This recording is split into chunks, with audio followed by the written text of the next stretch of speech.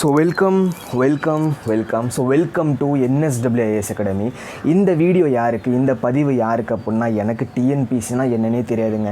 நான் எத்தனையோ பேர்கிட்ட கேட்டு பார்த்துட்டேங்க. யாரும் எனக்கு சரியான விளக்கம் சொல்லலைங்க.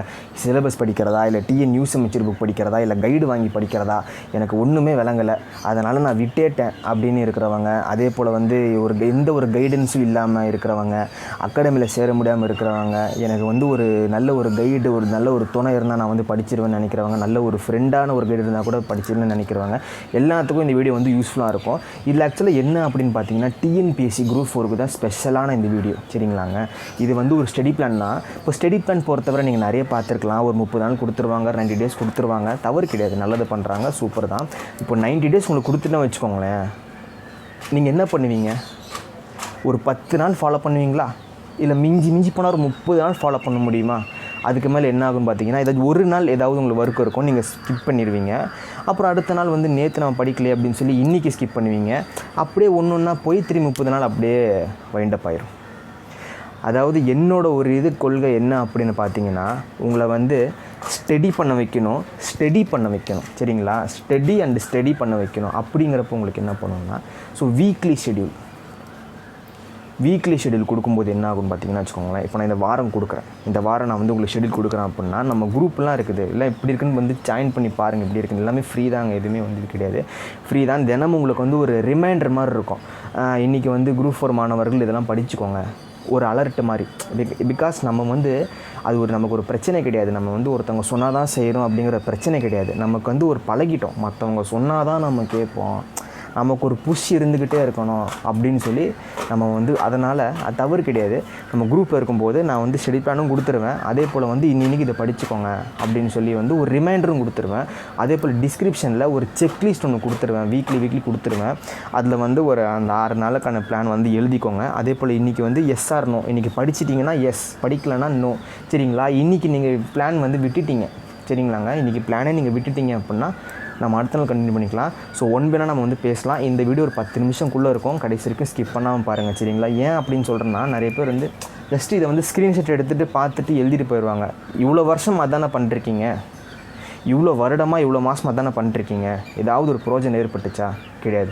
இந்த கடவுள் வந்து ஒருத்தவங்ககிட்ட வந்து சும்மா கூப்பிட்டு சொன்னாங்களாம், இதை வந்து நீ இந்த மந்திரத்தை நீ சொன்னால் உனக்கு எல்லாமே உனக்கு கிடைச்சிரும் அப்படின்னு சொல்கிறாங்களாம். டக்குன்னு சொல்லி அந்த மந்திரத்தை மட்டும் கேட்டுட்டு அவன் போயிடுறான். அந்த மந்திரம் எப்போ சொல்லணும்? காலையில் சொல்லணுமா, நைட்டு சொல்லணுமா, இல்லை மதியம் சொல்லணுமா, இல்லை சாப்பாட்டுக்கு முன்னாடி சொல்லணுமா, இல்லை விரதம் வச்சு சொல்லணுமா, இல்லை கடவுளுக்கு முன்னாடி சொல்லணுமா? எதுவுமே கேட்கல. அந்த மாதிரி தான் பாதி பேர் பண்ணுறாங்க. அதனால தான் எதுவுமே புரிய மாட்டேங்குது நமக்கு. சரிங்களாங்க? இது ஆக்சுவலாக வந்து ஒரு லைஃப் சம்மந்தப்பட்ட விஷயம். நான் இவ்வளோ ஜாலியாக, நான் இவ்வளோ ரிலாக்ஸாக, இவ்வளோ சில்லாக நான் சொல்லிட்டுருக்கேன் அப்படின்னா நீங்கள் சில்லாக இருக்கணுங்கிறது காரணம் தான். ரைட், நம்ம ஆரம்பிச்சிடலாம். ஸோ எனக்கு ஒரு நல்ல ஒரு வரவேற்பு, ஆதரவு கொடுத்துட்ருக்கிற எல்லா மக்களுக்கும், மாணவர்களுக்கும், நல்ல உள்ளங்களுக்கும், நெஞ்சங்களுக்கும், அனைத்து மக்களுக்குமே ஸோ என்னோட நன்றிகளை தெரிவிச்சுக்கிறேன். ஸோ ரொம்ப ஹாப்பியாக இருக்குது. நம்ம அகாடமி பற்றி ஒரு 2 அகாடமியில் வந்து பேசியிருக்கிறாங்க அப்படிங்கிறப்போ ரொம்ப சந்தோஷமாகவும் இருக்குது. ஸோ நம்மளோட அருமை பெருமெல்லாம் வந்து இப்போ தான் கொஞ்சம் பரவ ஆரம்பிச்சிருக்கு. பிகாஸ் எல்லாத்துக்கும் வரணும் நீங்கள் தான். இதே போல் உங்கள் ஃப்ரெண்ட்ஸுக்கும் இந்த வீடியோலாம் ஷேர் பண்ணுங்கள். ஸோ வீடியோ பார்த்து பிடிச்சிருந்தா லைக் பண்ணுங்கள், ஷேர் பண்ணுங்கள், மறக்காமல் சப்ஸ்கிரைப் பண்ணுங்கள். ஸோ ஆரம்பிச்சிடலாம். ஆக்சுவலாக இது வந்து வீக் 1 ஷெடியூல்னு கொடுத்துருக்கேன். சரிங்களாங்க? Week 1 schedule. ஸோ எப்படி இந்த ஷெடியூலை வந்து வடிவமைச்சிருக்கேன் அப்படிங்கிறது நீங்கள் தெரியணும். இது தெரியறதுக்கு முன்னாடி நீங்கள் குரூப் 4க்கு புதுசாக இருந்தீங்க அப்படின்னா மட்டும் இந்த பார்ட்டை கேளுங்க. ஸோ மொத்தம் 200 கேள்விகள் கேட்கப்படுங்க. சரிங்களாங்க? 200 கொஷின்ஸ் கேட்கப்படும். அந்த 200 கொஷின்ஸில் ஒரு 100 கொஷின்ஸ் வந்து ஃபஸ்ட்டு இருக்கிற 100 கொஷின்ஸ், ஃபஸ்ட்டு கொஷின் அப்புறம் ஸ்டார்டிங்கில் தான் வரும். தமிழ், பொது தமிழ், இல்லைனா ஜென்ரல் இங்கிலீஷ். சரிங்களாங்க? நீங்கள் எது அப்ளை பண்ணுறீங்களோ எழுதுகிற மாதிரி இருக்கும். ஓகேவா? சரிங்க. நெக்ஸ்ட்டு பார்க்கும்போது ஒரு 25 வந்து கணக்கு, மேக்ஸ், ஒரு 75 வந்து ஜென்ரல் சயின்ஸ். இந்த ஜென்ரல் சயின்ஸில் history, geography, polity, economy, ethics, physics, chemistry, botany and zoology, அப்புறம் கரண்ட் அஃபேர்ஸ் முதற்கொண்டு. சரிங்களா? இதில் வந்து ஒரு லாஜிக்கான ஒரு விஷயம் இருக்குது. என்ன அப்படின்னு பார்த்தீங்கன்னா, இந்த தமிழ் இங்கிலீஷ் பொறுத்தவரை தமிழ்லேயும் 50 டாபிக் தான், அக்கார்டிங் டு சிலபஸ் 50 டாபிக் தான், இங்கிலீஷ்லேயும் 50 டாபிக் தான். எதுலையாவது ஒன்று தான் சூஸ் பண்ண போகிறீங்க. இந்த கணக்குன்னு எடுத்துக்கிட்டிங்கன்னா 17 டாப்பிக்கு, இந்த ஜென்ரல் சயின்ஸ்னு எடுத்துக்கிட்டிங்கன்னா 121 டாப்பிக்கு. சரிங்களாங்க. இப்போது இந்த 50 டாப்பிக்லேருந்து நல்லா யோசிச்சு பாருங்கள், 50 டாப்பிக்லேருந்து 100 கேள்விகள் கேட்குறாங்க. 50 டாப்பிக்லேருந்து 100 கேள்விகள் கேட்குறாங்க.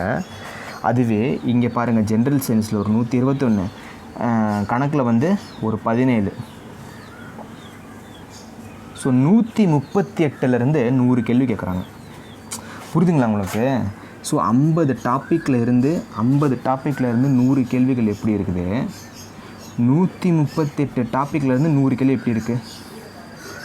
என்ன சொல்ல வரேன்னாங்க, ஃபஸ்ட்டு இருக்கிற அந்த 100 கேள்வி இருக்குல்ல தமிழ் இங்கிலீஷு, அதில் வந்து உங்களுக்கு வந்து grammar part, literature part, author part இருக்கும் இங்கிலீஷில். அதுவே தமிழ் பொறுத்தவரை இலக்கணம், இலக்கியம், அறிஞர்கள் இருக்கும். சரிங்களாங்க.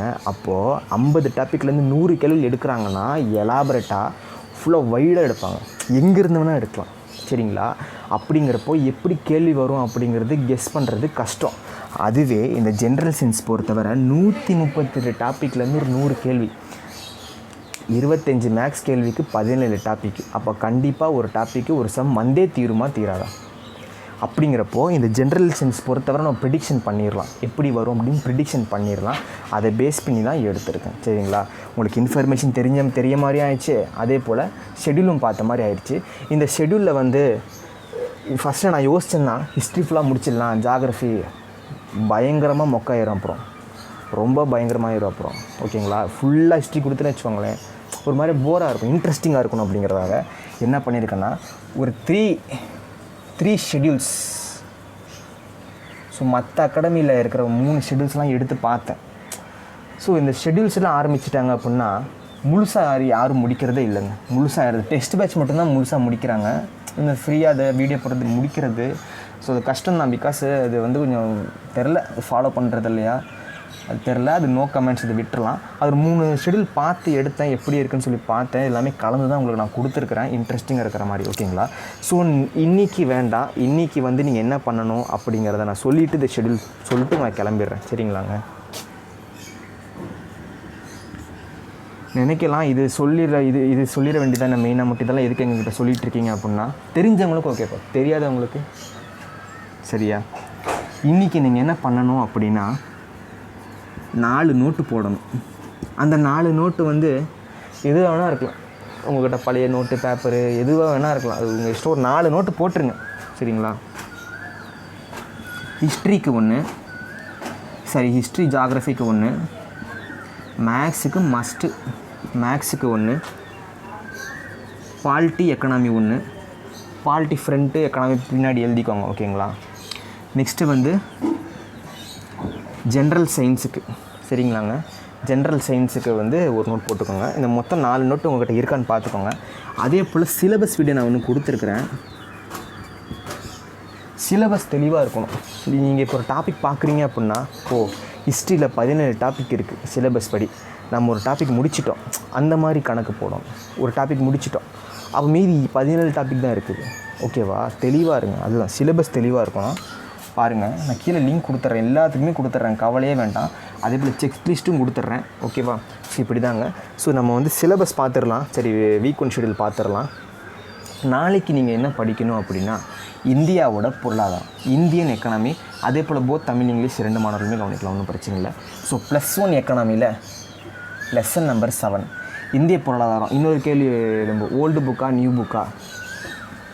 டெஃபினெட்லி நியூ புக்கு தான். சரிங்களாங்க. நான் பிடிஎஃப் கொடுத்துட்றேன்.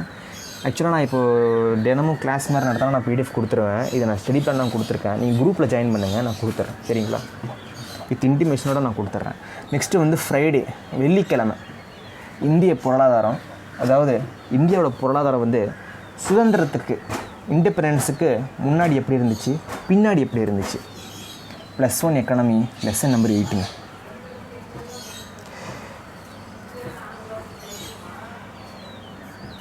நெக்ஸ்ட்டு 26ஆம் தேதி சனிக்கிழமை, ஆங்கிலேய ஆட்சிக்கு எதிராக தமிழகத்தில் நிகழ்ந்த தொடக்ககால கிளர்ச்சிகள், early revolts against British rule in Tamil Nadu. சரிங்களா. 10th ஹிஸ்ட்ரியில் லெசன் நம்பர் 6 மிக மிக இம்பார்ட்டண்ட்டான லெசன். எல்லா அகாடமிலையும் ஃபஸ்ட்டு இது தான் வந்து முடிப்பாங்க, இதுதான் ஃபஸ்ட்டு முடிப்பாங்க. அதுக்கடுத்தது பார்த்திங்கன்னா சண்டே காலனியத்துக்கு எதிரான இயக்கங்களும் தேசியத்தோட தோற்றமும் 10th ஹிஸ்ட்ரி லெசன் நம்பர் 7 இதுக்கு அடுத்த லெசனு. சரிங்களாங்க. நெக்ஸ்ட்டு 28ஆம் மண்டே குடிமக்களும் குடி உரிமையும். ரொம்ப ரொம்ப ஒரு இன்ட்ரெஸ்டான ஒரு லெசன்னு சொல்லலாம், இம்பார்ட்டண்டான லெசன் கூட சொல்லலாம். ஒரு மாதிரி கேட்டிருக்காங்க இதுலேருந்து குடிமக்களும் குடியுரிமையும். அப்போ கண்டிப்பாக ஒரு 20+ கொஷின் பேப்பர் நீங்கள் பார்க்கும்போது அதில் கேள்வி திருப்பி அதுதான் வரும். அப்படிங்கிறப்போ இதில் ஒரு மார்க் வரும்னா அப்போ இந்த லெசன் நல்லா பார்த்துக்கோங்க. அதே போல் இதில் 2+ கேள்வி கேட்கப்பட்டிருக்குங்க. ரைட்டுங்களா? அதுவும் பூலித்தேவரோட கான்செப்ட் தான். சரிங்களாங்க. ஓகே. ஸோ குடிமக்களும் குடியுரிமையும் பார்த்துக்கோங்க. அதுக்கடுத்து டியூஸ்டே அப்படிங்கிறது பார்க்கும்போது ஒரு கணக்கு பார்த்துக்கோங்க, எல்சிஎம் அண்ட் ஹெச்சிஎஃப். இப்போ நமக்கு வந்து குரூப் 4 டெஸ்ட் பேட்ச் போயிட்டுருக்கு, ஃப்ரீ டெஸ்ட் பேட்ச் போயிட்டுருக்கு, கிராஷ் கோர்ஸும் போயிட்டு இருக்குது. டெஸ்ட் பேட்ச் அப்படிங்கிறது 1 மணிக்கும், கிராஷ் கோர்ஸுங்கிறது 7 மணிக்கு போயிட்டுருக்கு. அதில் எல்சிஎம் ஹெச்சிஎஃப் நான் கவர் பண்ணிடுவேன், வீடியோ கொடுத்துருவேன், கவலை வேண்டாம். சரிங்களா? இந்த வாரத்தில் முடிச்சிடுவேன், கவலை வேண்டாம். டியூஸ்டே தான் நான் கொடுத்துட்றேன் உங்களுக்கு வீடியோ. நெக்ஸ்ட்டு வந்து வெனஸ்டே அப்படிங்கிறப்போ ரிவிஷன். சரிங்களா? ரிவிஷன் மட்டும் இல்லாமல் ஏதாவது நீங்கள் ஒரு நாள் விட்டுருந்துருக்கலாம். சரிங்களாங்க? ஏதாவது ஒரு நாள் வந்து விட்டுருந்துருக்கலாம், அதை நீங்கள் என்ன பண்ணலாம், கவர் பண்ணலாம். ஓகேவா? இது வந்து வீக் 1 ஷெடியூல் தான். இது வந்து எத்தனை நாட்கள் வந்து இழுக்கும் அப்படின்னு உங்களுக்கு டவுட் இருக்கும். நான் போட்டுட்டேன், 60 days போட்டுட்டேன், தமிழ் இங்கிலீஷ் கவர் ஆகுமா அப்படின்னு உங்களுக்கு டவுட் இருக்கும். அதை பற்றி நான் வந்து உங்களுக்கு அப்டேட் பண்ணுறேன். சரிங்களா? நான் போட்ட வரைக்கும் தமிழ் இங்கிலீஷ் போடலைங்க. ஓகேங்களா? அது வந்து ஒரு வேஸ்ட் ஷெடியூல். என்னென்னா இப்போ இது வந்து ஜென்ரல் சயின்ஸ் எல்லாமே ஓகே தான், எல்லாத்துக்கும் ஓரளவுக்கு ஓகே தான். பொது தமிழ் கொடுத்தா பொது இங்கிலீஷும் ஜென்ரல் இங்கிலீஷும் கொடுக்கணும். ஸோ அது வந்து அதை நான் பற்றி நான் உங்களுக்கு அப்டேட் பண்ணுறேன், கண்டிப்பாக அப்டேட் பண்ணுறேன். ஓகே. ஸோ இதுதான் வந்து ஷெடியூல், இந்த வார ஷெடியூல் வந்து இதுதான். ஓகேவா? ஸோ ரிலாக்ஸாக சில்லாக நிம்மதியாக உட்காந்து படிங்க. உங்களுக்கு எப்போ நேரம் கிடைக்குதோ அப்போ படிங்க. ஒரு நாளைக்கு ஜஸ்ட்டு ஒரு 2 hours ஒதுக்குங்க, அவ்வளோதான். 2 hours ஒதுக்குங்க.